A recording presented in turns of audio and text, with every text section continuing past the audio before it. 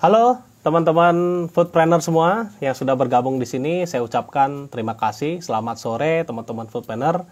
Terima kasih atas kehadirannya teman-teman semua di Ramadan Ngabuburit ya. Berbagi ilmu di bulan Ramadan yang kebetulan hari ini temanya adalah the art of leadership. Wah, ini pasti bakalan jadi tema yang menarik ya, khususnya buat teman-teman pebisnis kuliner di mana hari ini sejam ke depan kita akan belajar banyak bareng sama narasumber kita ya, bagaimana menjadi seorang pemimpin ya yang tepat dalam bisnis kuliner.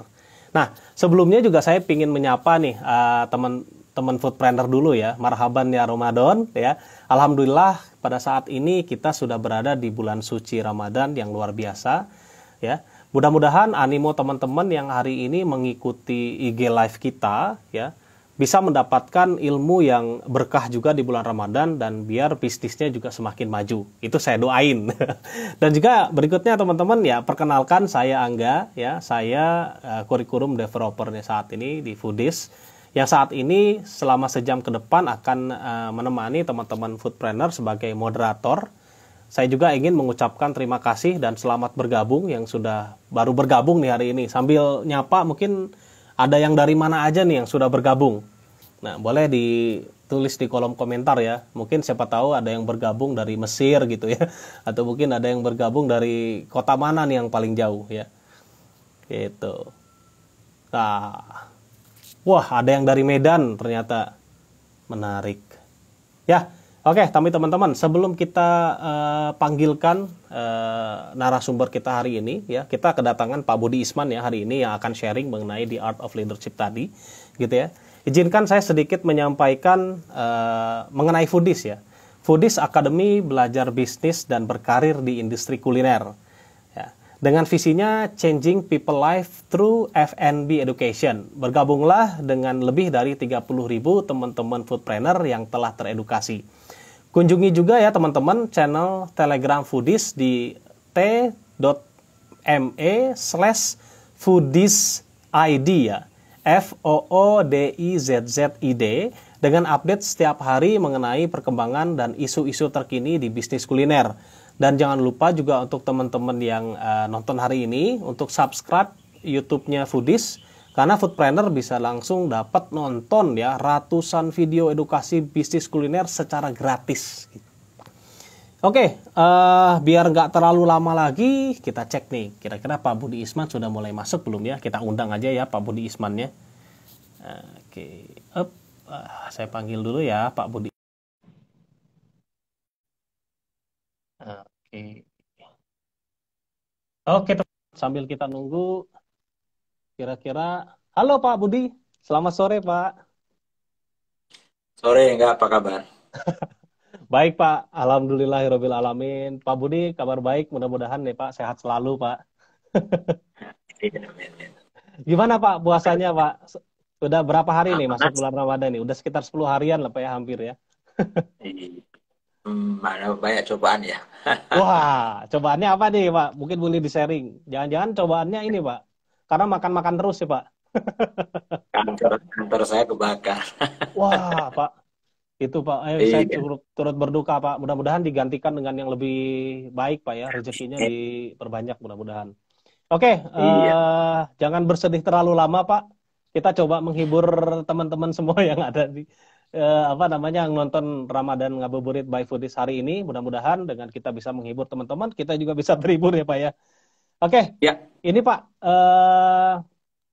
pastinya kan sebenarnya sudah banyak yang tahu lah ya dan kenal Pak Budi Isman gitu ya. Tapi mungkin ada juga yang belum tahu, Pak. Sebelum kita masuk mungkin lebih ke apa namanya sharing-sharing mengenai the art of leadership tadi. Mungkin Pak Budi Isman boleh memperkenalkan dirinya, Pak, secara singkat buat teman-teman yang belum kenal Pak Budi Isman. Monggo, Pak, silakan, Pak. oke. Makasih, Mas Angga ya. Semuanya selamat sore teman-teman ya yang sudah hadir ya di live Instagram khusus ya Budi sini di bulan puasa. Saya Budi Isman tentunya tadi sudah dikenalkan juga. Saya sebetulnya pengusaha dulunya setelah jadi profesional, kemudian jadi pengusaha, sekarang menjadi lebih ke social entrepreneur ya. Karena selama ini mungkin paling banyak mungkin saya itu berkarya itu itu bekerja secara profesional selama lebih 30 tahun ya di perusahaan-perusahaan 100% di perusahaan asing sih. Saya belum nggak pernah kerja di Hmm. perusahaan Indonesia. Eh, dan itu di luar negeri, di Amerika, dan juga tentunya di Indonesia. Ada banyak brand-brand bisnis yang saya bekerja, ya seperti di perusahaan minyak, Exxon Mobil, Shell, cukup lama. Kemudian saya lama juga di Coca-Cola gitu ya. Kemudian terakhir saya menjadi pimpinan atau CEO-nya atau direktur utamanya PT Sari Usada SGM ya, susu bayi itu yang di Jogja, yang setelah itu kita jual itu ke Danone, maka saya menjadi CEO-nya Danone Baby Nutrition ya waktu itu. Hmm. Nah, tahun 2010 saya pensiun karena memang saya sudah berniat pensiun muda gitu ya, karena capek juga bekerja sebetulnya ya, pengen juga kembali lagi ke dunia usaha ya, karena dulunya waktu saya muda itu memang bisnis, sekarang tapi lebih banyak membantu teman-teman yang punya bisnis itu pengen berkembang. Mungkin disitulah mungkin saya mencoba memberikan peranan saya, mana tahu bisa sharing pengalaman, sharing ilmu, sehingga teman-teman yang tadinya punya jiwa wirausaha itu betul-betul bisa membangun bisnis yang bukan hanya sebentar, tetapi juga bisa jangka panjang, sustainable, dan bisa besar. Itu Hmm. sih enggak, itu perkenalan saya gitu. Oke, terima kasih Pak Budi. Nah, berikut perkenalan singkatnya Pak Budi ya. Mudah-mudahan teman-teman yang tadinya belum kenal sama Pak Budi, yang masih penasaran nih dengan sosoknya Pak Budi ini, ya begitulah profil singkat beliau. Jadi pengalamannya cukup banyak banget. Jadi harusnya selama sejam ke depan kita akan banyak banget dapat insight nih dari Pak Budi ya. Begitu, bukan begitu ya Pak ya? Ya, Oke Pak. Ini Pak, saya mau nanya-nanya nih Pak. Bicara ya. soal leadership nih Pak ya. Kalau bicara soal leadership sebenarnya kan secara definisi itu Pak, leadership itu menurut Pak Budi itu seperti apa sih Pak ya? Tentunya yang mungkin bisa lebih mudah dipahami sama teman-teman UMKM gitu Pak. Monggo Pak. Iya, sebetulnya banyak sekali ya orang belajar mengenai leadership atau kepemimpinan ya. Sehingga tidak ada satu definisi yang bisa dipakai sebetulnya di seluruh Hmm. dunia. Macam-macam orang akan mendefinisikan macam-macam. Tapi prinsip dasarnya sebetulnya itu adalah apa ya? Leadership itu adalah kemampuan dari seseorang ya untuk mempengaruhi anggota kelompoknya atau orang-orang lain ya, uh, untuk mungkin bergerak bersama-sama mencapai suatu tujuan ya. Hmm. Itu secara prinsip mungkin ya. Karena kalau kita cerita leader, pemimpin itu pasti ada followernya ya. Kan nggak mungkin kita jadi leader tapi nggak ada follower gitu ya. Nah, jadi berarti leader itu pasti ada follower. Nah, tapi bagaimana dia mempengaruhi followernya itu juga menentukan apa artinya leadership itu. Jadi kalau teman-teman UMKM ini yang punya bisnis mungkin ya, sebetulnya kalau Anda sebagai owner atau pemilik perusahaan atau yang menjalankan perusahaan itu secara resmi Anda sebetulnya adalah seorang leader. Tetapi apakah Anda seorang leader yang baik dan benar? Nah, itu belum tentu kan itu ya. Karena itu yang harus Anda pelajari terus gitu. Oke. Kalau sebenarnya nih Pak ya, kan banyak yang tanya juga nih ya. Sebenarnya kalau leader itu ya Pak ya, leader itu sebenarnya dilahirkan atau diciptakan sih Pak sebenarnya? Kalau saya nggak percaya sih leader itu dilahirkan. Tapi saya Nah, percaya ada orang yang mungkin lebih berbakat dan oke. punya talenta tertentu gitu ya. Karena mungkin saja tadi itu gennya ada, mungkin juga waktu kecil juga dipengaruhi oleh lingkungannya. Jadi cuman leadership itu sendiri sangat-sangat bisa dipelajari gitu ya. Jadi tidak ada yang mengatakan leader itu Anda sudah apa namanya dilahirkan untuk menjadi leader itu belum tentu. Cuman ada orang yang akan lebih berbakat aja, mungkin lebih cepat belajarnya, mungkin lebih natural aja gitu ya. Karena ada unsur-unsur seninya juga ada. Jadi sebenarnya kalau dari pembahasan yang Pak Budi barusan bilang ya berarti disepakati apa ya kalau leader itu memang tercipta ya Pak ya. bukan dilahirkan, tapi dari proses pembelajaran. Ada prosesnya begitu ya Pak ya? Mungkin prosesnya Ya, banyak, dia belajar yang sifatnya akademis, ngelihat temennya gitu ya, atau mungkin dia pada satu lingkungan yang tepat, akhirnya membentuk dia menjadi seorang yang lebih mudah beradaptasi untuk jadi leader. Begitu ya Pak ya? betul, Oke. betul. Pak, nah Pak, jadi saya tiba-tiba keingetan nih Pak. Pak Budi kan pengalamannya cukup banyak nih Pak ya. Salah satunya adalah Pak Budi pernah bekerja di salah satu perusahaan besar lah ya, dan itu dari luar negeri gitu Pak ya. Nah, Pak Budi Ya, juga kan mungkin saat ini cukup banyak membantu pebisnis bisnis lokal juga nih ya Pak ya. Nah, saya mau tanya betul. nih Pak, mungkin Pak Budi punya exposure Pak. Kalau misalnya apa sih Pak perbedaannya, apa namanya,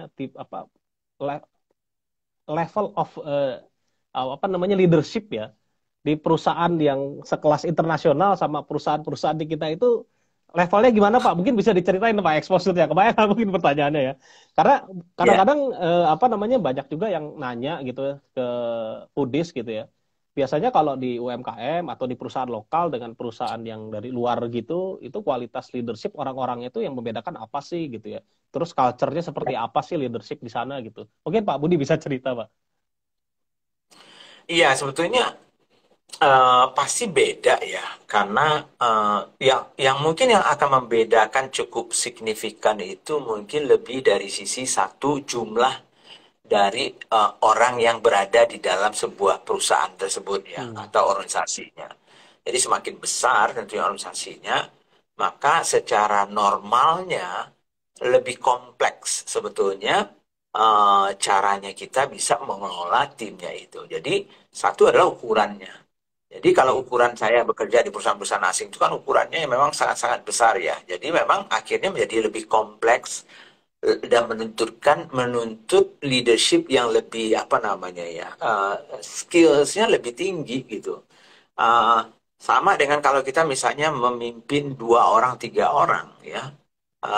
Dibandingkan kalau kita memimpin 10.000 orang 20.000 orang dengan kompleksitas bisnis atau mungkin pekerjaan yang kompleks itu membutuhkan apa istilahnya itu kompetensinya ya kebutuhan skills yang berbeda-beda. Jadi kalau kita tanya bahwa apa sih bedanya, satu adalah ukuran tadi ya. Lalu yang Hmm. kedua adalah bisnisnya sendiri, kompleksitasnya. Jadi misalnya kan gini ya, contohnya ya, yang cukup signifikan itu mungkin perbedaannya adalah bisnis-bisnis yang sekarang ini mungkin bisnis teknologi ya. Hmm. Bisnis teknologi dengan bisnis-bisnis manufacturing yang mungkin ala lama-lama itu. Itu cukup signifikan perbedaannya. Kenapa? Karena misalnya banyak sekali misalnya orang-orang yang misalnya di makanan atau di membuat produk ya di manufacturing itu mungkin di pabriknya misalnya tidak membutuhkan pendidikan yang terlalu tinggi misalnya ya. Sehingga cara kita mengelola dan menjadi leader di sana itu mungkin akan berbeda dengan kalau kita misalnya mengelola tim-tim yang ahli di bidang masing-masing, punya Hmm. kemampuan dan harus menjadi sarjana, S2, dan segala macam. Dan itu membutuhkan cara penanganan dan leadership yang berbeda kompleksnya. Hmm. Jadi selain dari ukuran tadi, ukuran itu berarti jumlah orangnya, Jumlah orangnya ya. mungkin jumlah cabangnya, tapi juga kompleksitas dari orang pekerjaannya dan cara dia mengerjakan itu juga akan sangat menentukan mungkin leadership seperti apa sih mungkin yang diperlukan di perusahaan-perusahaan tersebut gitu. Oke, berarti kalau begitu sebenarnya leadership itu banyak tipenya dong Pak kalau gitu ya. Karena kan kalau tadi Hmm. Pak Budi cerita, oke kalau perusahaannya ukurannya sekian, mungkin tipe leadershipnya seperti apa. Kalau bisnis kompleksivitasnya adalah sekian, mungkin tipe leadership seperti apa yang cocok. Mungkin menurut pengalaman Pak Budi ini, kira-kira biasanya Pak, sebenarnya leadership itu punya berapa tipe sih Pak? Terus dari tipe-tipe ini biasanya cocoknya untuk kondisi-kondisi seperti apa Pak? Mungkin Pak Budi bisa bantu jelasin Pak. Ya, sebetulnya banyak teori ya yang berbicara mengenai leadership ini. Ada teori yang mengatakan ada level dari leadership itu, misalnya level 1, level sampai level tertinggi level 5. Ada juga yang kalau misalnya teorinya Blanchard misalnya ya, itu mencoba membedakan mungkin empat tipe ya dari Hmm. kepemimpinan itu mulai dari yang langsung direct gitu ya, ada yang coaching, ada yang supporting, dan ada delegating. Ada juga yang simple aja bagi mereka. Satu adalah misalnya demokratik, satu autokratik misalnya ya. Hmm. Dua kubu yang ekstrimnya kan begitu ya. Nah, Hmm. jadi saya tidak akan bisa mengatakan kita membaginya itu seperti apa. Karena tadi itu macam-macam teori yang bisa mengatakan dan cara aplikasinya.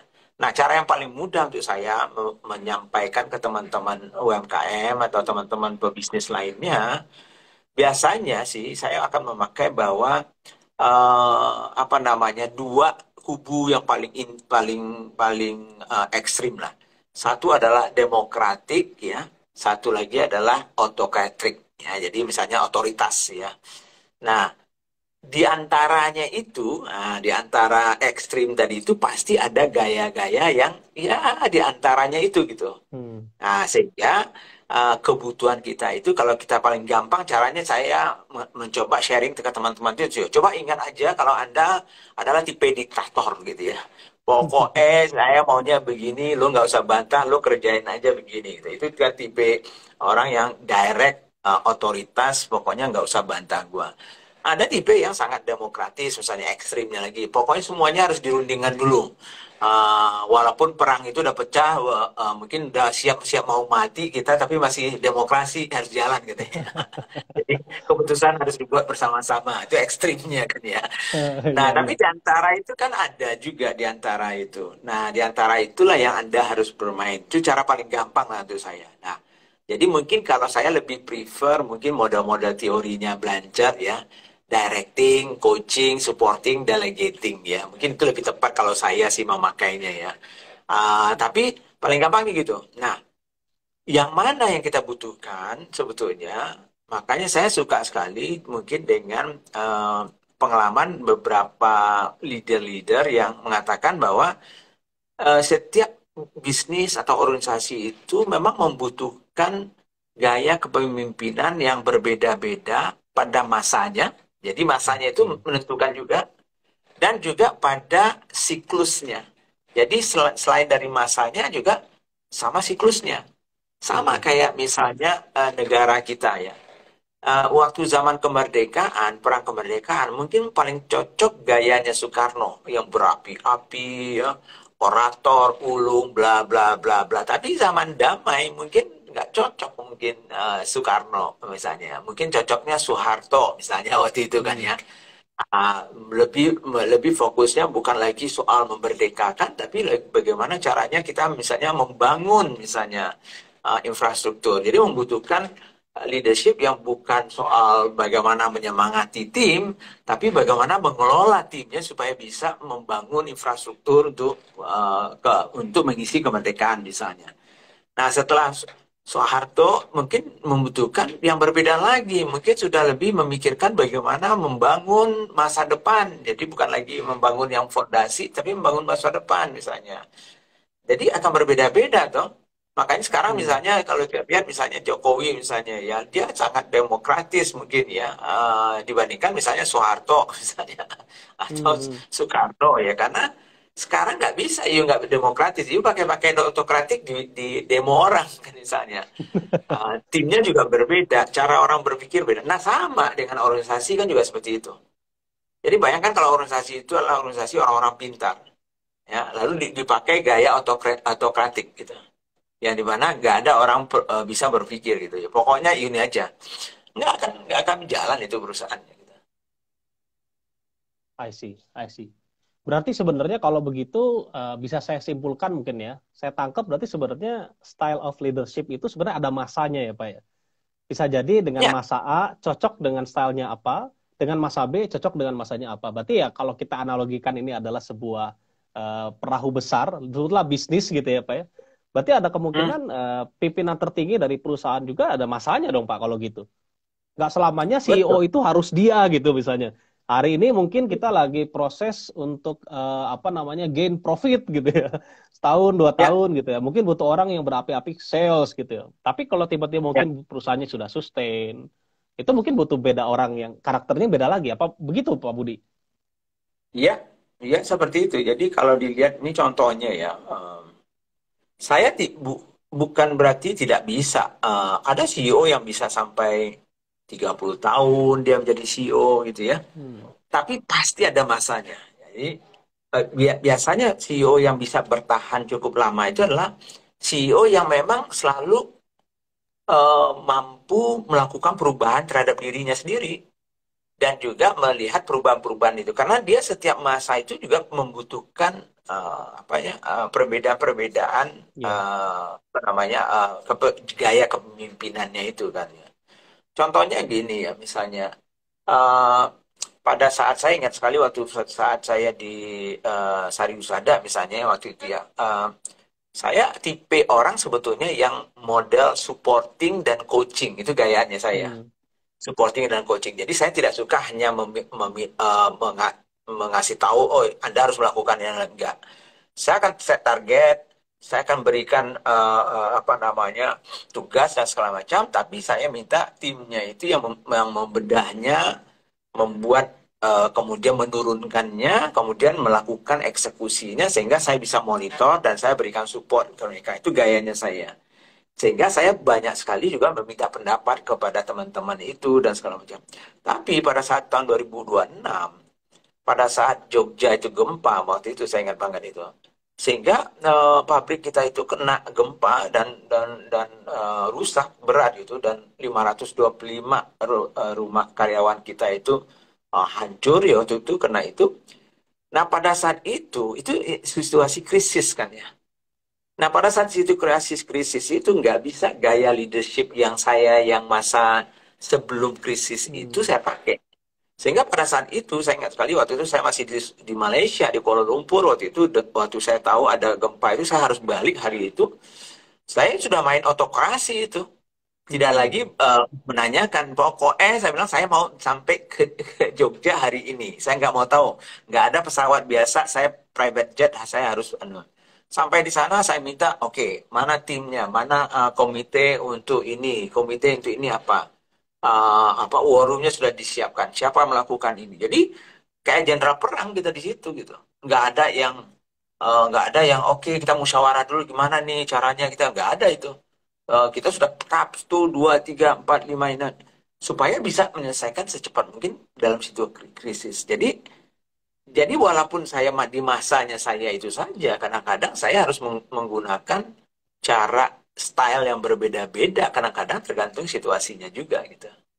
Oh, oke. Nah, kalau kita tahu nih, Pak, saya mulai agak kebayang nih. Kita kan tahu nih, Pak ya, namanya bisnis itu kondisi perusahaan pasti kan rubah-rubah ya, tergantung kondisinya.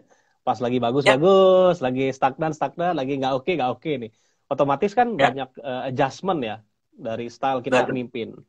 Nah, masalahnya adalah ketika kita mimpin sebuah perusahaan lah, anggap gitu, karyawannya cukup banyak. Itu kan mungkin nggak akan semuanya suka dengan gaya kita, Pak. Nah, ini Hmm. kadang-kadang nih yang Ya, bikin banyak teman-teman, khususnya UMKM nih, baru punya karyawan, anggaplah 5 orang, 6 orang gitu ya. Ternyata setiap waktu berganti orangnya karena macam-macam. Oh, nggak suka dengan gayanya kita sebagai owner dan segala macam.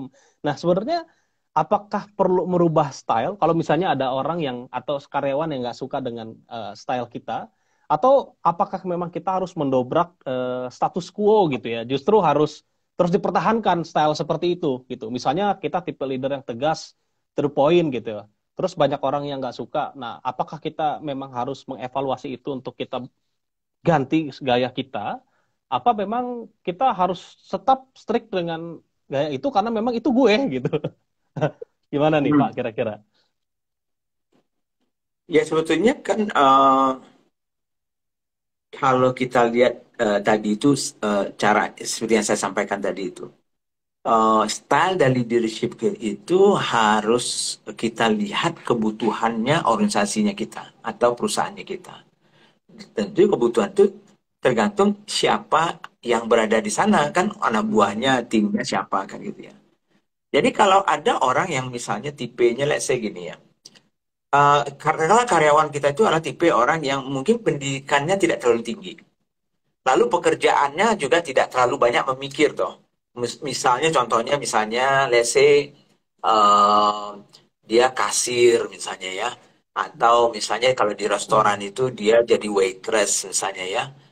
Mungkin jadi apapun lah itu, waitress, kasir misalnya, atau misalnya tukang chefnya lah misalnya ya. Ya kan gitu ya. Nah, kalau saya tanya misalnya enggak ya, banyak nggak kebutuhan untuk mereka berpikir berbeda dibandingkan dengan mereka mengikuti SOP-nya di sebuah restoran? Kayaknya sih kalau ngelihat pengalaman banyak bedanya, Pak. Hmm.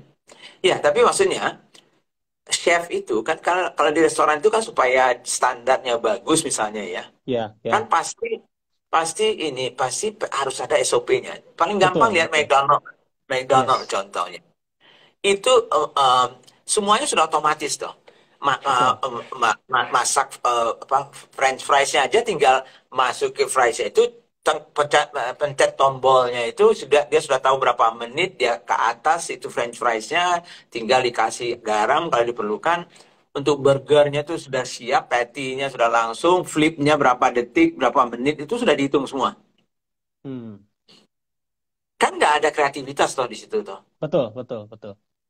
Jadi artinya mungkin di restoran yang model-model seperti itu, fast food atau yang standar itu tidak membutuhkan sebetulnya kreativitas misalnya ya dan Hmm. segala macam. Nah, kalau seperti itu ya, apakah kita ya menjadi seorang pemimpin itu akan tipe orang yang misalnya tadi itu memberikan keleluasaan ya. Terserah Anda gimana ya. Jadi bagaimana menu kita pagi hari ini misalnya. Oh, lalu Anda terserah Anda deh. Pokoknya saya sangat terbuka gitu ya.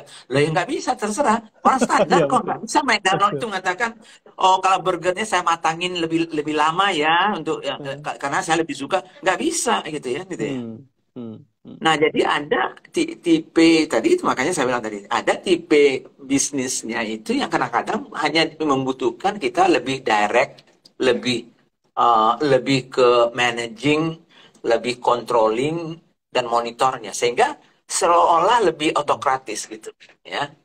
Nah, jadi mungkin lebih ke sana. Nah, lain kalau misalnya Anda bicara dengan seorang seniman misalnya kelompok seniman gitu ya. Atau kelompok-kelompok misalnya katakanlah orang-orang IT misalnya ya yang harus apa dapat inspirasi malam hari baru bisa berpikir gitu ya. Itu nggak bisa kita mengatakan SOP-nya begini begini nggak bisa mereka kan itu ya. Hmm. Saya banyak sekali teman-teman itu yang punya bisnis IT misalnya ya di sekarang ini dia bilang gini Pak Budi susah ya kayaknya. Padahal jam kantor tuh kan jam 8 sampai jam 5. Mereka tuh nggak bisa masuk jam 8 pagi. Gitu. Karena mereka selalu alasannya, loh mereka selalu begadang kok katanya. Jadi mereka paling datang jam 12 jam 1.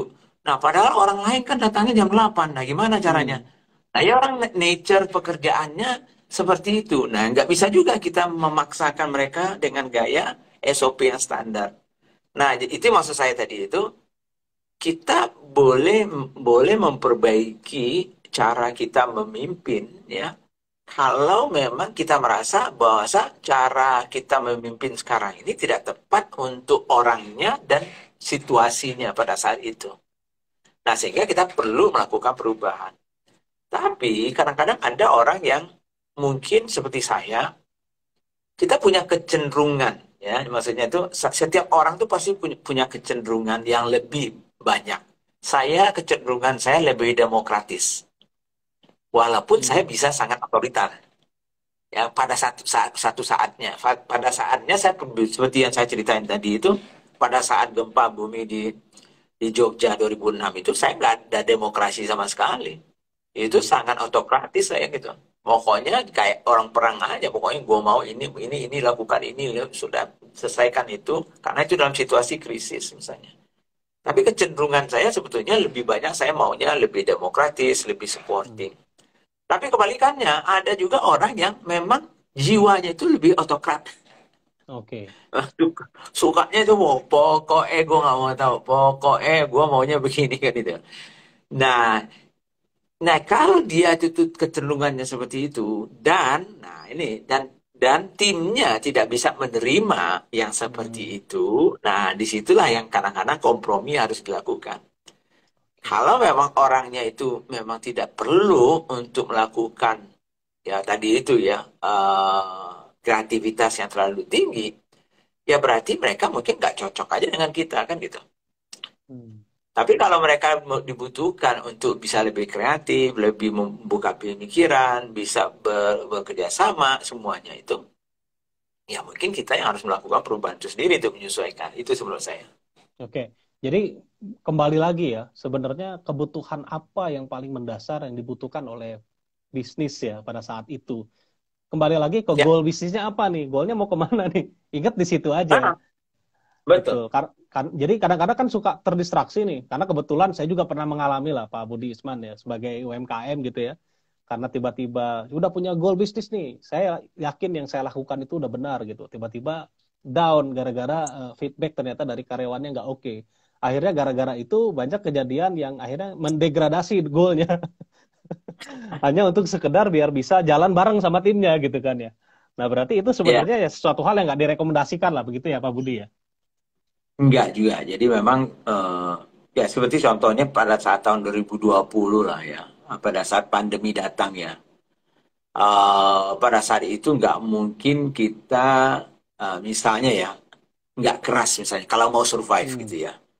Jadi misalnya nggak bisa kita mengatakan banyak sekali kan teman-teman yang malahan terpaksa mengeluarkan orang ya.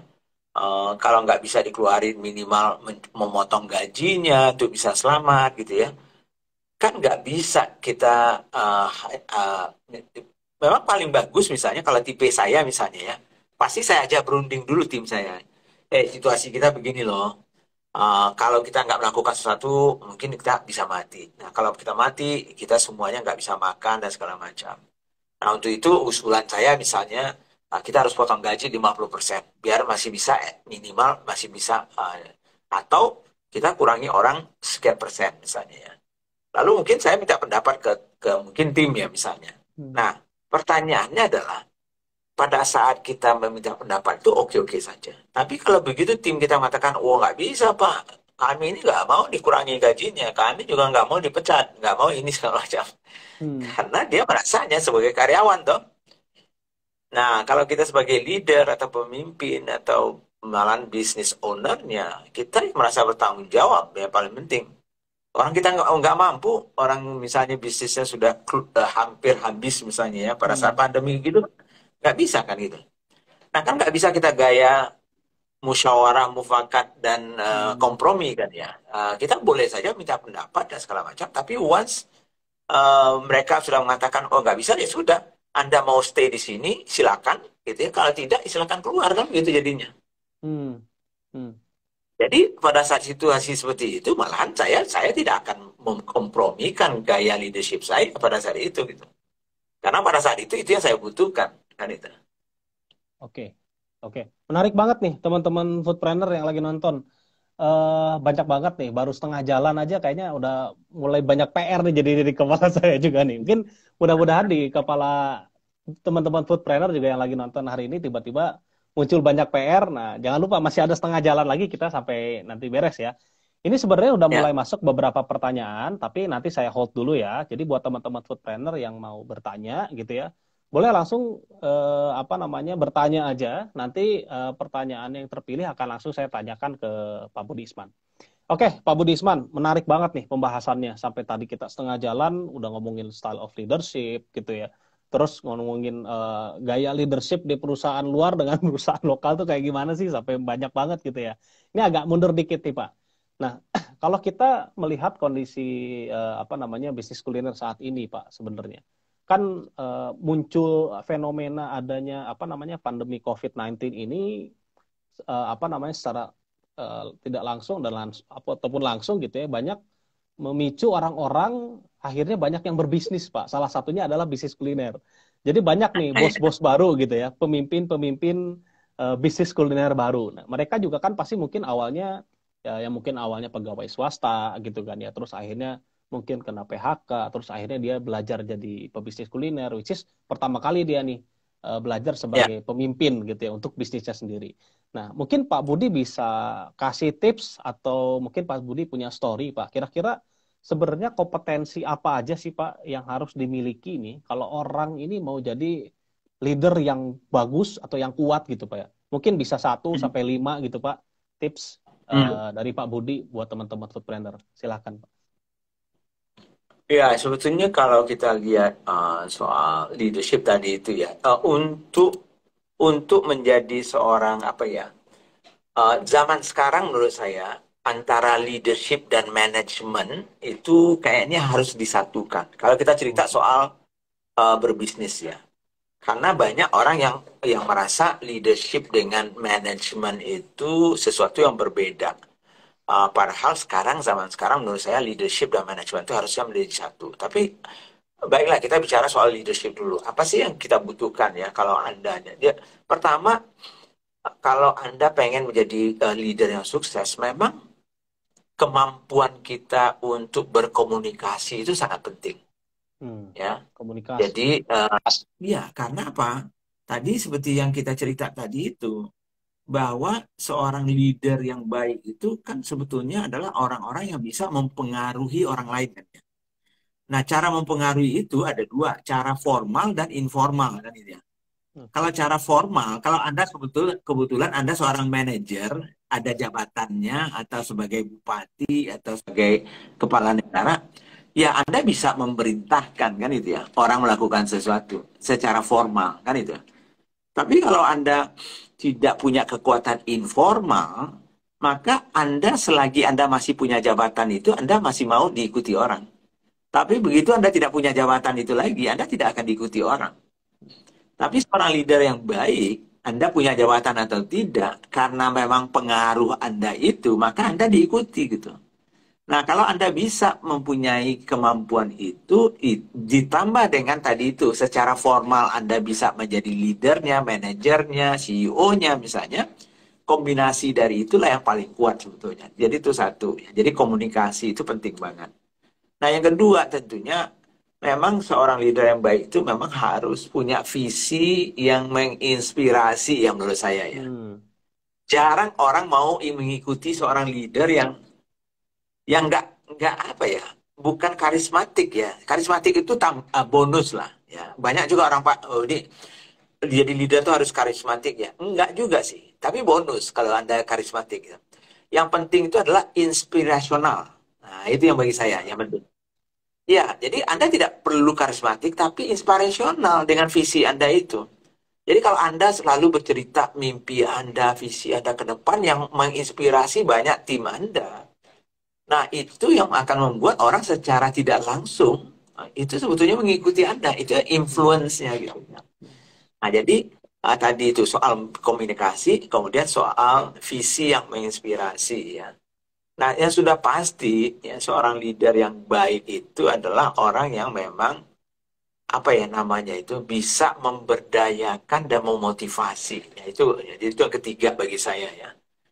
Sebab seorang leader itu bagi saya dan itu banyak sekali juga teman-teman di tempat saya dulu ya sepakat kita bahwa seorang leader itu harusnya mampu menciptakan banyak leader-leader yang lain. Karena bagi dia menjadi seorang leader itu bukanlah hanya sekedar pengen jadi leader, tapi untuk membangun organisasi itu bisa berkembang terus-menerus dan itu membutuhkan para leader-leader yang lain. Sehingga kemampuan dia dan keinginan dia untuk memberdayakan, memotivasi dan mengembangkan leader baru itu menurut saya juga sangat penting. Nah, mungkin yang lebih lebih apa namanya ya, yang lebih kuncinya bagi saya ya dari semuanya itu paling gampang itu seorang leader itu adalah nggak usah mikir panjang-panjang, jadikanlah Anda leader yang teladan bagi tim dan pengikut Anda. Integritas Anda. Jadi apa yang Anda omongkan, Anda lakukan, apa yang Anda ceritakan, Anda lakukan gitu ya, menjadi contoh yang baik gitu. Paling gampang itu leader yang baik. Jadi kalau Anda tadi itu memang minta orang itu rajin, maka Anda harus tunjukkan bahwa Anda juga rajin gitu kan gitu. Paling hmm, gampang kan itu. Ya, pengalaman saya menjadi leader itu bedanya dengan manajer formal. Manajer hmm, formal bisa memakai ancaman ya. Wah, saya turunkan pangkat Anda ya nantinya. Anda tidak naik gaji ya kalau nggak melakukan ini. Tapi kalau seorang leader yang tidak punya jabatan, dia melakukannya itu dengan contoh aja. Hmm. Dengan contoh aja, dia melakukan kebaikan, dia rajin, dia selalu tepat waktu, dia nggak pernah ingkar janji. Nah, itu menjadi tauladan bagi bagi pengikut-pengikutnya gitu. Nah, jadi kalau menjadi seorang leader itu ya yakinkan bahwa apa yang setiap gerak-gerik Anda itu adalah sesuatu yang Anda inginkan tim Anda lakukan. Kalau enggak, Oh. jangan lakukan. Itu aja. Oke, jadi paling gampangnya kalau boleh saya tangkap tadi, seorang pemimpin itu harus jadi tauladan. Seorang Hmm, pemimpin itu harus punya integritas. Jadi paling gampang itu adalah kalau mau membuat karyawan kita rajin, ya kita harus rajin. Kalau karyawannya betul, pengen pinter, kita harus pinter duluan ya Pak ya. Kan kita harus ngajarin dia, betul, betul, gitu. betul banget. Ba- Betul. Banyak yang pusing, stres, bikin karyawan saya kok nggak pinter-pinter. Ternyata bosnya yang nggak pinter, Pak. Jadi Karena inspirasi itu Pak. bosnya suruh anak buahnya pintar, tapi bosnya sendiri nggak mau pintar gitu. Gitu Pak. Oke Pak, ini menarik nih. Jadi tadi mungkin saya boleh coba ulang lagi Pak ya. Jadi ada 3 hal yang saya tangkap tadi Pak. Correct me if I'm wrong ya Pak ya. Saya ambil catat tadi. Jadi yang paling penting kompetensi pertama itu komunikasi ya. Jadi komunikasi yang influence. Mungkin seperti itu ya Pak ya. Karena kalau komunikasi kayaknya kan semua orang juga jago ya ngobrol gitu ya. Tapi komunikasi yang Hmm, bisa menginfluence orang, menginspirasi itu apa namanya komunikasi yang paling efektif ya kalau mau jadi leader gitu ya. Terus yang kedua, ya, leader harus punya visi yang menginspirasi. Ya, Pak. Jadi ya, mungkin jadi catatan penting juga buat saya bahwa jago ngomong juga nggak cukup. Jadi leader juga betul. kalau mau ngomong harus ngomongin apa nih, begitu kali ya Pak ya. Harus ngomongin Iya, visi. Berarti kita harus punya goal yang jelas. Kita harus punya visi yang jelas sebagai pebisnis gitu ya. Ini karyawan mau ya, dibawa kemana sih? Ini tim mau dibawa kemana gitu ya. Kalau yang ketiga betul. mungkin Pak motivasi atau organisasi ya Pak ya kalau nggak salah tadi. Ya, berarti kita harus Ya, bisa memimpin ya leader create a new leader ya gitu. ya, Karena kan pasti ya, ya kita kan tadi tahu sendiri sesuai dengan yang disampaikan Pak Budi Isman, leader itu ada masanya ya. Ada masanya nanti ya, mungkin pemimpinnya bukan kita. Jadi dengan kemampuan kita menciptakan leader baru ya itu jadi nilai plus ya sebagai pemimpin. ya, Oke nih Pak, betul. jadi menarik nih Pak. Ada satu pertanyaan juga ini pertanyaan sering banyak masuk nih ke teman-teman ke redaksi Foodies nih. Untuk belajar leadership nih Pak, sebaiknya itu dimulai dari mana sih Pak? Yang paling Hmm. sederhana dulu yang bisa kita praktekkan sebagai UMKM dan UMKM kuliner nih. Kira-kira mulainya dari mana nih Pak menurut Pak Budisman? Sebetulnya ya susah juga ya, banyak banget ya. Tapi kalau mau itu mungkin kalau kita, karena kita punya bisnis ya. Jadi Hmm. saya berasumsi ini Anda adalah seorang pebisnis atau punya bisnis gitu ya. Mungkin belajar manajemen dulu, basic management. Oke. Karena bagaimanapun juga sebetulnya kemampuan seorang leader itu dalam mengelola itu juga membutuhkan kemampuan dia dalam manajemen skills-nya. Jadi itu sangat penting. Nah, apa saja itu? Perencanaan misalnya ya. Jadi itu siklusnya itu. Satu adalah perencanaan. Jadi Anda harus mulai belajar merencanakan ya, apapun yang ingin Anda lakukan. Sederhana atau ruwet terserah Anda ya. Kemudian yang kedua adalah eksekusi. Belajar Hmm. yang Anda rencanakan itu bisa dieksekusi dengan baik. Sebab mengeksekusi itu sendiri ada seninya tersendiri gitu ya. Tadi itu, karena leader yang bisa mengeksekusi itu, kalau dia nggak bisa influence timnya, maka apa yang dia rencanakan itu, yang akan melakukan kan nggak mungkin dia sendiri aja kan gitu. Betul. Pasti melalui orang lain dong. Nah, itu kan manajemen itu kan itulah melakukan mencapai goals Anda melalui orang lain. Itu kan definisi dari manajemen sebetulnya Hmm. kan itu ya. Nah, leader itu adalah toolsnya, adalah alatnya sebetulnya Anda untuk bisa influence orang mencapai goals Anda itu melalui orang-orang ini. Jadi perencanaan, eksekusi, lalu belajar bagaimana Anda memonitor dan mengevaluasi supaya betul-betul apa yang tadinya direncanakan, dieksekusi itu bisa berhasil atau tidak. Anda sebagai leader tadi ingat nggak memberdayakan tadi, Hmm. tapi juga memotivasi. Kita nggak bisa memotivasi kalau kita sendiri nggak tahu situasinya. Apakah tim kita mencapai target atau tidak? Kalau kita nggak tahu bagaimana cara kita memotivasi mereka, kan itu Betul. ya. mempengaruhi mereka, memperbaiki mereka. Jadi monitoring, evaluasi. Nah, itu yang penting dulu, mungkin step pertama. Tapi di antara semuanya itu, belajarlah kembali soal komunikasi. Nah, komunikasi ini banyak sekali sebetulnya. Komunikasi itu misalnya verbal, non-verbal. Jadi bagaimana cara kita berbicara di depan umum misalnya, ya itu penting. Public Hmm. speaking itu seorang leader itu, ya. Makanya leader yang bagus itu biasanya pintar ngomong juga gitu. Nah, Tapi bukan hanya sekedar pintar ngomong gitu ya. Ini penting juga kan ya. nggak Nah, kosong jadi ya, Pak. komunikasi ya jangan tong kosong menyaring bunyinya kan itu ya. Nah, harus ada substansinya juga kan itu ya. Jadi Hmm. komunikasi itu misalnya public speaking itu penting banget. Yang kedua, yang paling termasuk yang paling penting bagi saya adalah presentasi. Hmm. Nah, presentasi itu bukan berarti Anda harus pakai PowerPoint gitu ya. Presentasi itu adalah saya sekarang ini sedang presentasi nih Hmm. yang saya lakukan hari ini dengan Angga, ya kan itu ya. Hmm. Nah, bagaimana style saya, cara saya berbicara, cara step-step saya membicarakan sesuatu itu akan menentukan juga kualitas penerimaan orang terhadap apa yang saya sampaikan. Itu presentasi kan namanya. Jadi Hmm. sebetulnya setiap hari kita melakukan presentasi, kan itu ya. Oke. Nah, jadi tadi itu soal verbal dan non-verbal komunikasi, public speaking dan itu belajar, ya. Kemudian tadi itu juga ya presentasi, ya. Nah, tentunya ada presentasi yang formal, Anda harus pakai PowerPoint, Anda menyampaikan mungkin ide Anda atau proposal Anda. Tapi setiap hari sebetulnya kita presentasi ke depan orang lain, ke istri kita. Ya, bagaimana kita mempresentasikan, meyakinkan istri kita untuk mau mengikuti kita misalnya. Hmm. Kan harus Hmm. Hmm. dipresentasikan sebetulnya secara tidak langsung. Ya kan itu. Nah, jadi kalau kita bisa belajar tiga itu, tentunya ada verbal dan non-verbalnya ya. Sekarang ini nggak banyak saya lihat anak-anak sekarang yang tulisannya itu bagus-bagus ya. Hmm. Jadi memang copywriting lah kalau istilah orang sekarang Copywriting. ini ya. Hmm. Kalau kalau Copywriting. kita di sosial media copywriting, tapi zaman saya dulu tuh kan bukan soal copywriting aja. Ini sebetulnya menulis itu sendiri adalah bagian dari art dari leadership itu sendiri. Ya. Jadi apa yang Anda tulis itu di dalam memo Anda, dalam surat Anda kepada karyawan dan segala macam itu juga akan menentukan bagaimana leadership Anda itu nantinya. Jadi dua sisi itu yang menurut saya yang penting.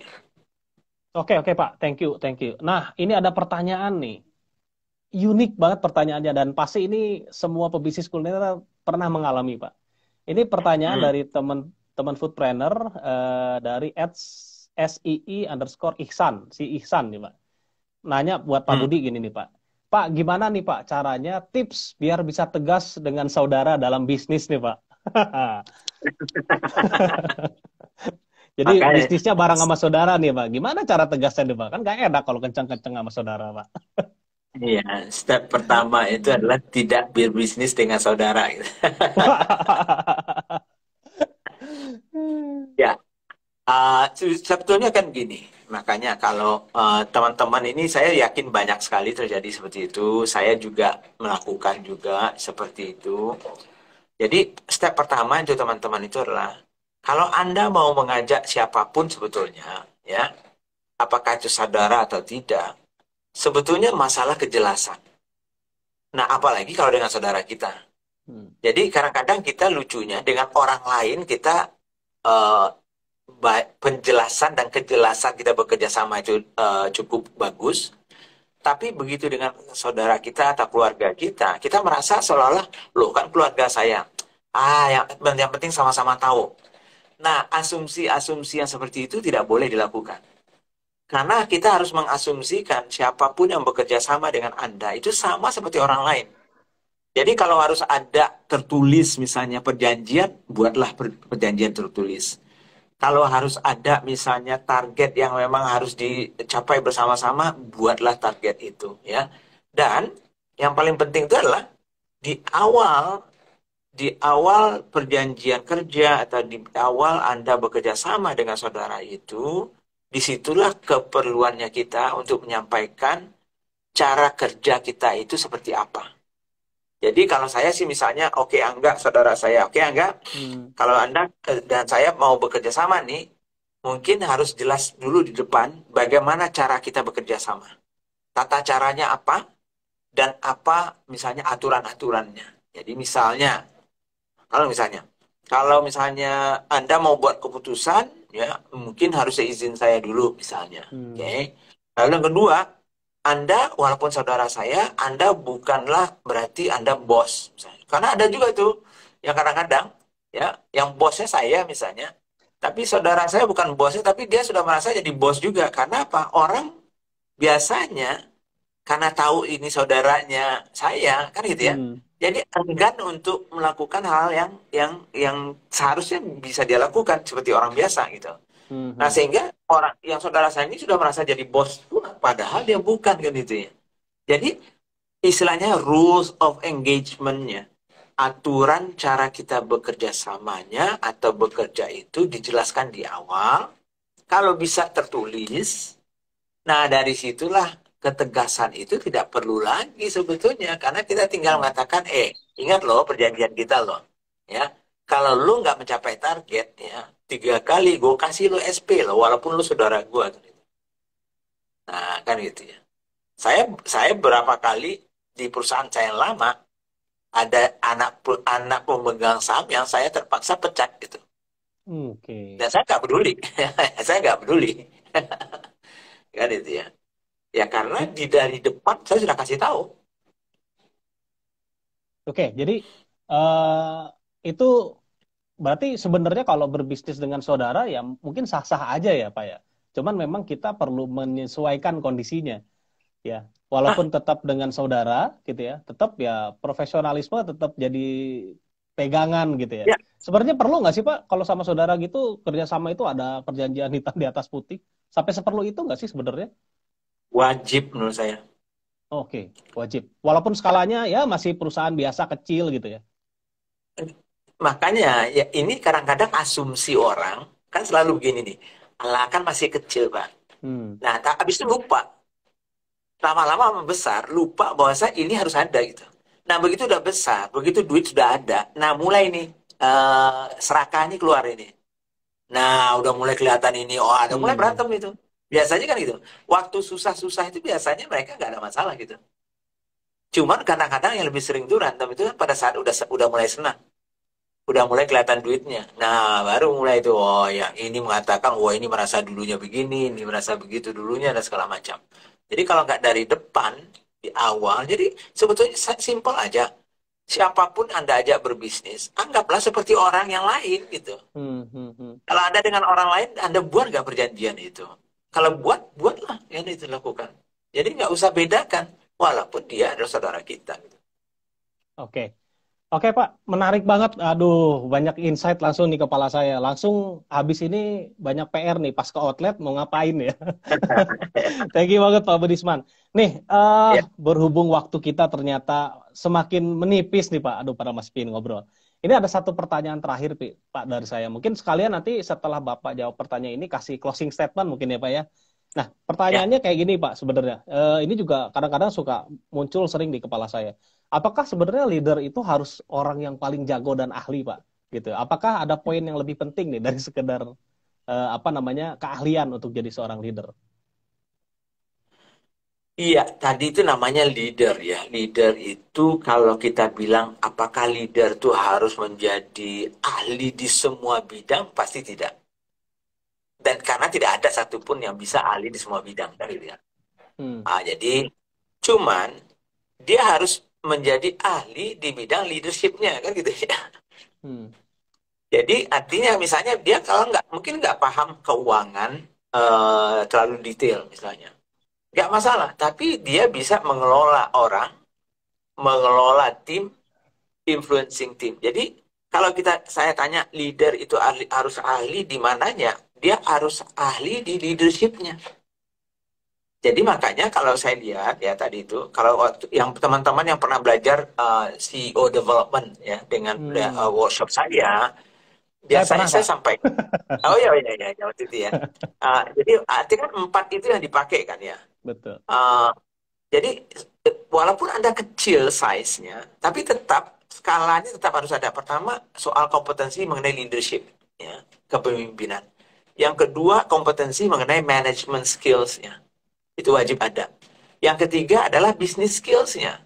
Jadi seorang leader itu juga memang harus punya business skills. Tapi kan bukan berarti dia harus menjadi akuntan untuk supaya paham laporan keuangan, kan tidak. Tapi paham laporan keuangan, iya. Tapi tidak perlu ahli membuat laporan keuangan. Nah, itu berbeda lagi kan gitu ya. Nah, jadi di situ bedanya bagi saya, seorang pemimpin itu tidak harus ahli di semua bidang, tapi harus ahli di leadership dan management, dan tentunya ada business skills tertentu yang wajib dia punya gitu. Nah, terakhir adalah masalah tentunya soal integritas, soal attitude, dan karakter enggak. Nah, itu yang akan membedakan nantinya semua tiga tadi itu leadership, managerial, business skills itu dengan sikap dan attitude yang tepat. Nah, disitulah dia bisa berkembang atau tidak nantinya. Oke, aduh, daging banget ini Pak. Kenyang saya Pak langsung. Terima kasih banget ini Pak Budi Isman. Sayang banget udah sampai kita di penghujung acara Pak. Ya, karena ternyata Betul. sebentar lagi sebelum di take down sama Instagram ya, mungkin saya mau mengingatkan nih teman-teman ya, kalau teman-teman lagi punya banyak masalah di bisnis kuliner, terus pusing karena banyak pertanyaan yang belum bisa terjawab gitu ya. Nah, selesaiin dulu nih 40 lebih e-course bisnis kuliner yang jadi jawaban pertanyaan teman-teman foodpreneur selama ini. Wajar banyak pertanyaan karena belum baca dan nonton secara lengkap. Belajarnya juga belum lengkap gitu ya. Jadi ada 80 video lebih ya, 100 jam lebih pembelajaran dan terus bertambah. Gila banget, cuman 5.000 per hari ini teman-teman bisa belajar dan bisa menjawab semua permasalahan-permasalahan bisnis teman-teman foodpreneur ya. Bisa jawab kebingungan kamu banyak banget ya, mulai dari naikin sales di bisnis kuliner, pingin buka cabang nggak ngerti caranya, ada caranya gitu ya. Pingin dapetin investor, banyak caranya gitu ya. Sampai ke biaya operasional yang naik terus tapi nggak ngerti gimana cara nuruninnya. Ternyata ada jawabannya di Foodies gitu ya. Banyak lagi nih, ingin punya ide sales, pingin bangun strategi online delivery platform, pingin bangun cloud kitchen sampai ke sosial media strategi. Pokoknya sampai ke supply management pun kita punya materinya. Jadi jangan lupa teman-teman berlangganan e-course Foodies full access ya. Jangan sampai, karena ada ratusan video pembelajaran yang bisa teman-teman tonton secara gratis dan bisa diakses kapanpun, dimanapun. Oke, teman-teman, thank you banget sudah nonton Ramadan Ngabuburit bareng sama Foodies, dan juga saya ucapkan terima kasih yang sebesar-besarnya buat Pak Budi Isman. Mudah-mudahan Pak sehat selalu, mudah-mudahan ilmu yang sudah Pak Budi sampaikan hari ini bisa banyak menginspirasi dan juga menjadi nilai dan ladang ibadah ya Pak ya buat kita semua. Teman-teman yang nonton jadi dapat informasi dan PR juga sekalian. Mudah-mudahan setelah ini bisnis kulinernya semakin membaik. Oke, sebelum saya menutup acara, mungkin kita bisa foto bareng kali ya Pak ya? Kan boleh. Saya foto sama Pak Budi Isman. Nah, jadi teman-teman nanti setelah hitungan 3, 2, 1, teman-teman bisa capture, lalu jangan lupa tag ya ke @foodies ya, obrolan kita hari ini ya. Oke Pak, kita mulai foto ya Pak ya. Ya. 3, 2, 1. Oke. Terima kasih teman-teman. Saya ucapkan selamat beribadah. Kita masih ada 2 jam lagi menuju jam buka puasa. Terima kasih Pak Budi Isman. Semoga sehat selalu. Salam untuk keluarga dan teman-teman Pak. Mudah-mudahan di waktu berikutnya saya bisa ketemu Pak Budi Isman secara personal dan banyak-banyak belajar. Oke, teman-teman, foodpreneur, sampai ketemu lagi di Ramadan Ngabuburit by Foodies. Terima kasih semuanya. Terima kasih Pak Budi Isman.